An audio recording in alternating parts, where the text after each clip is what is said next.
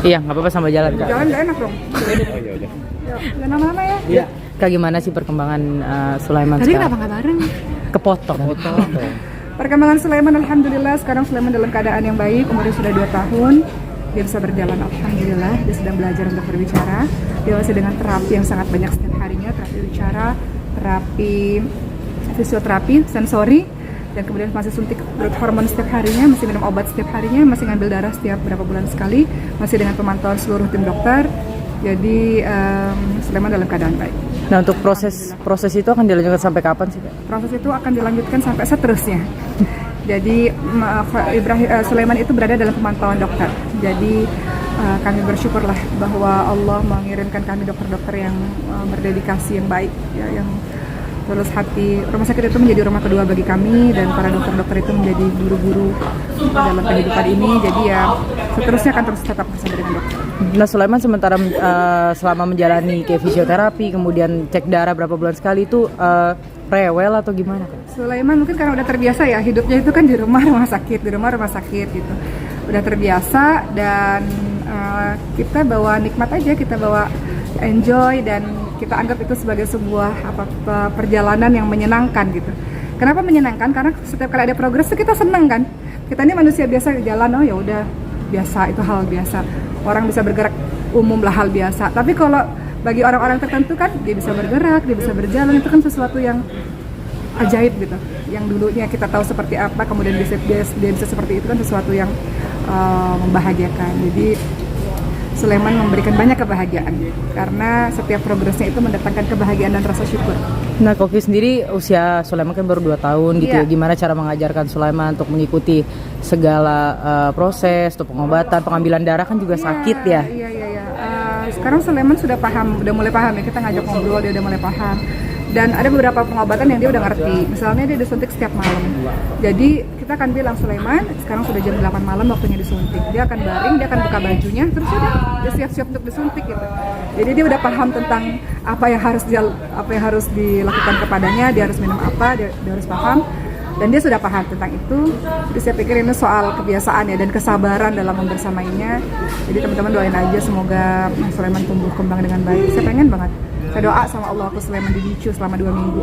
Ya Allah, jadikan dia seorang yang berilmu, dia bisa ngajak orang dalam kebaikan, seperti itu. Nah, dalam mengurus Sulaiman juga Koki kan baru dapat penghargaan ya dari inovatif nah gitu. Untuk mengurus waktu, kemudian mengurus juga pengobatan Sulaiman itu seperti apa Kak? Karena kan Koki tidak pernah berhenti belajar ya, ingin belajar terus. Untuk membagi waktu memang saya harus selalu mengatakan bahwa tentu saja tidak mudah ya teman-teman sekalian. Saya ibu dengan 4 orang anak, dengan berbagai macam kegiatan. Namun kita bisa kalau kita punya support system yang baik. Jadi tidak bisa kita melupakan orang-orang di sekitar kita yang membantu kita. Di rumah kan ada Mbak, ada pengasuhnya Sulaiman, ada suami saya, ada adik-adik saya yang kemarin saya pergi keluar, adik-adik saya ngajakin Sulaiman jalan-jalan gitu. Jadi semua itu bisa dengan adanya support system orang-orang hebat di sekitar.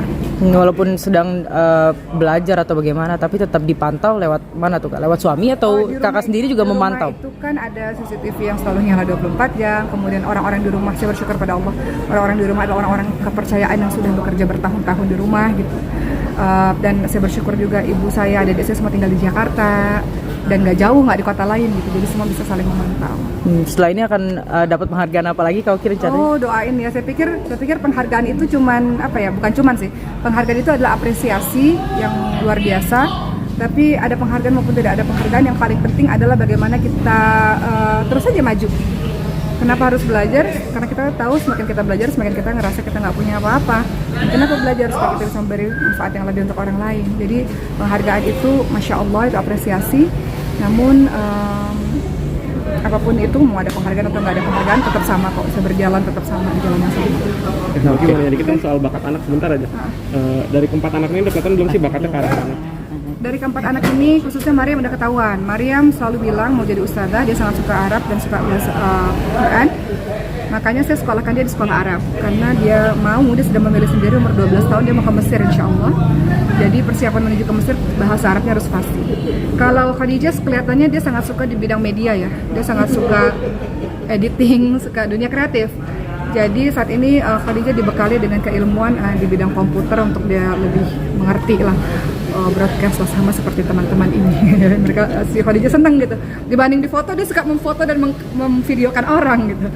Dia suka ke situ arahnya. Kalau Ibrahim sangat senang dengan bahasa Inggris. Jadi kita lihat lah, yang penting anak-anak ini kita arahkan sesuai dengan hobinya dulu aja. Sebenarnya udah kelihatan banget Mariam dan Khadijah. Jadi Mariam mau dikirim ke luar nanti insya Allah. Oke. Ya, sudah ya. Oke, terima kasih. Workshop sedikit dong. Apa tuh? Aku udah buru-buru. Terima kasih Kak Oki.